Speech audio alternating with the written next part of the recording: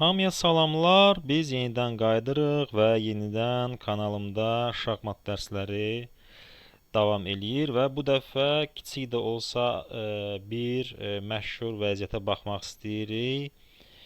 Yeni başlayanların ən çox çətinlik çəkdiyi, deməli, bir hücum var ağlar tərəfindən. Ona biz baxacağıq. Və gəlin elə vaxt itirmədən keçək həmin o vəziyyətə.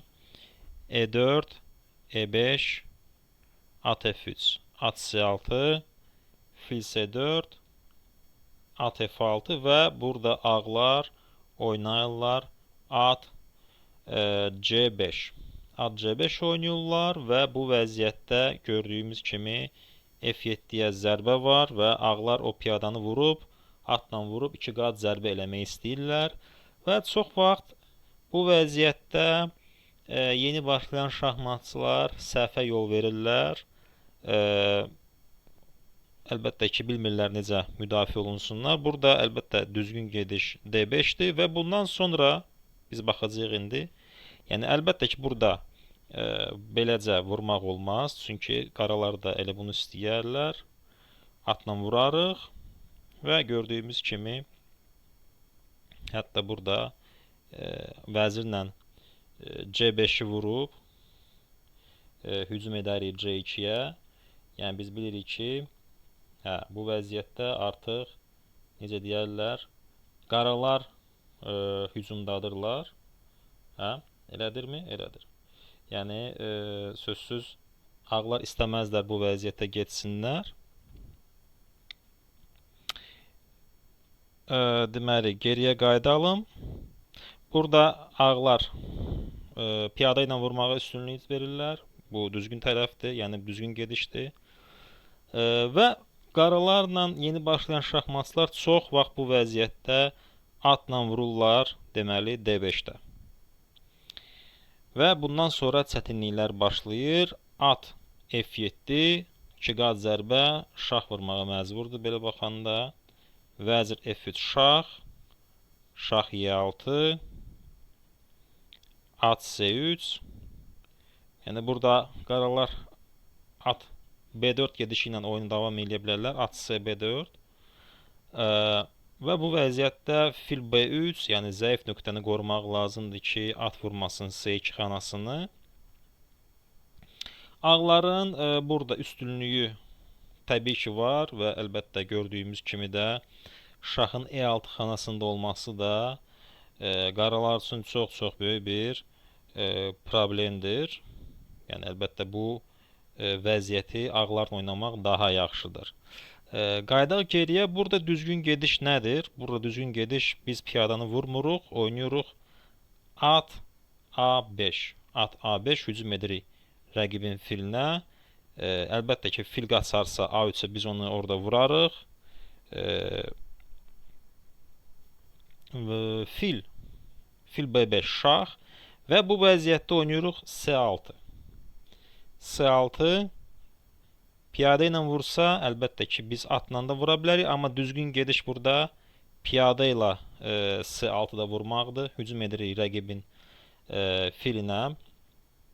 Bu vəziyyətdə ağların bir neçə gedişi var. Fil qayıda bilər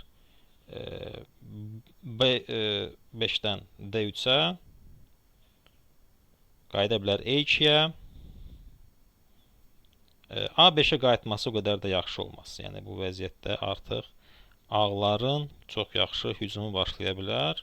Gördüyümüz kimi, yəni bu vəziyyət heç də yaxşı deyil. Çünki görürük, misal üçün oynaya bilərik, hətta belə bir gediş də eləyə bilərik. Atımızı gətirə bilərik mərkəzə, hücum edə bilərik rəqibin, deməli, atına və sözsüz ki, bu vəziyyət qaralar üçün xeyirlidir. Yəni başqa nə edə bilərik? Başqa H6 gediş də var. Bəli, burada H6 da oynamaq olar.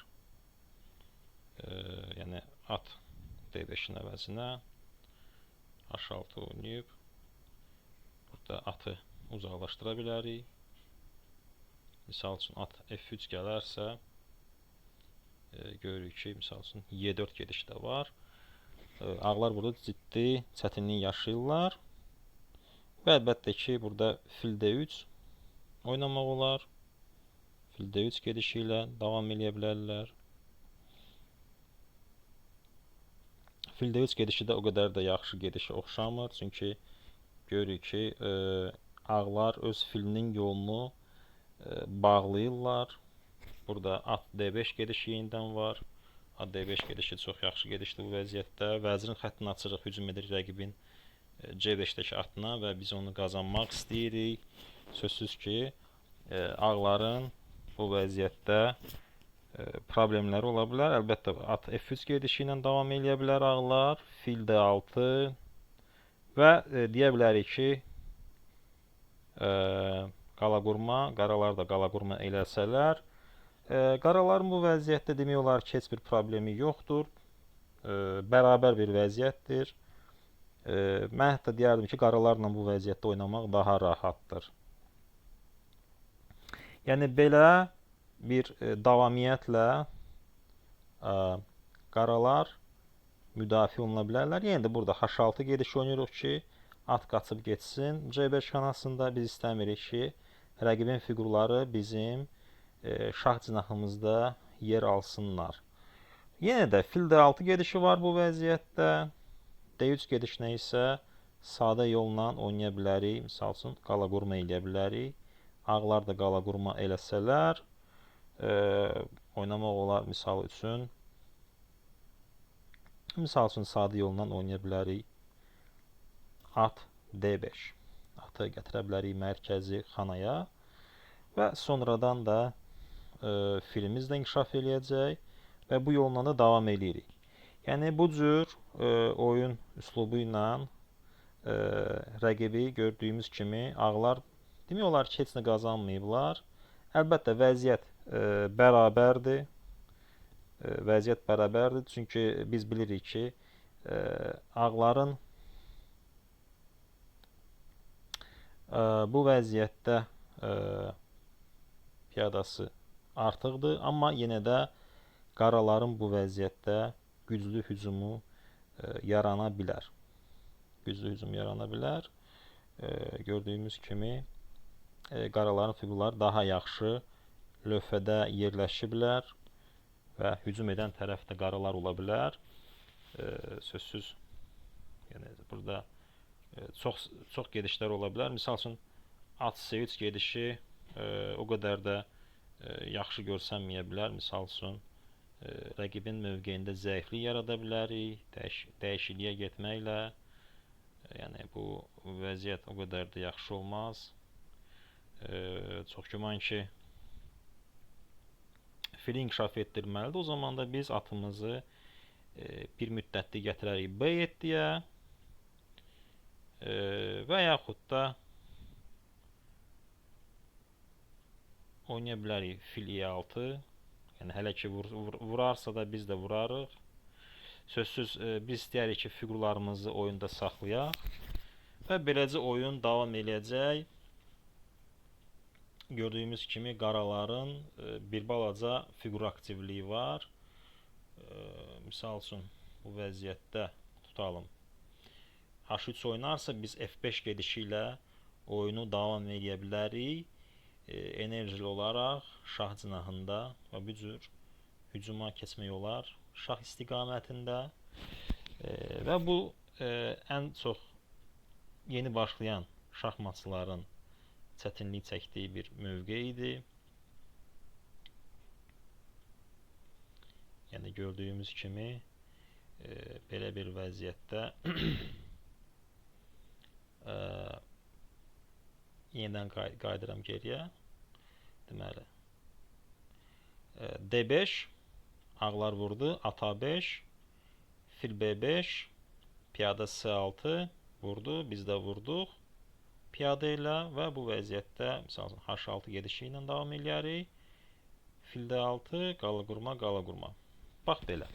Yəni, bu cür cavab vermək lazımdır ağların ilk həmlələrdən şah istiqamətinə hücum ideyasına qarşı ən effektiv müdafiə yolu budur.